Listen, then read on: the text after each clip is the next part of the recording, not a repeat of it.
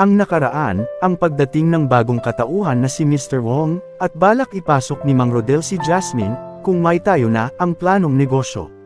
At sa pagpapatuloy ng kwento, naghanap na si Mr. Wong ng mga taong, mapapagkatiwalaan sa kanyang itatayong negosyo at isa na dito, ay si Mang Rodel. At dahil si Mang Rodel ang nakakaalam ng pasikot-sikot sa kanilang lugar, ay ginawa siyang administrador ni Mr. Wong para sa itatayong department store ng mayamang inchik, at naging kasado na ang lahat ng mga plano. At dahil kasado na nga ang lahat, ay iniwan muna ni Mr. Wong ang pamamahala kay Mang Rodel, dahil may importante itong gagawin, kailangan niyang magpa-check up dahil may nararamdaman na siyang hindi maganda, sa kanyang kalusugan at sa pagbalik niya ay isasama na niya ang kanyang Unico iho na si Zack, ang nag-iisang tagapagmana ng lahat ng kanyang kayamanan.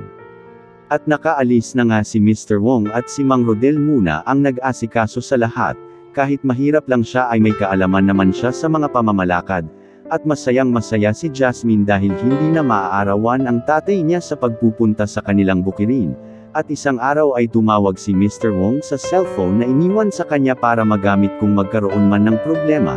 Sinabi ni Mr. Wong na hindi na muna siya makakabalik kaagad at si Zack na lang ang hahalili sa kanya dahil sinasanay niya ito na kung sakaling dumating na ang panahon na mawala na siya ay mayroon papalit sa kanya.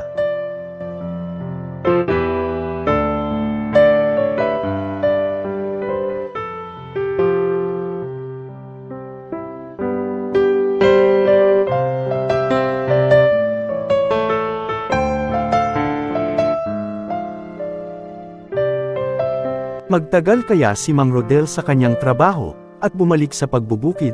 Ano ang magiging papel ni Zack sa buhay nilang mag-ama? Abangan sa susunod pang mga kabanata ng kwentong walang kapalit, sa panulat at kathang isip ni Batang Rider.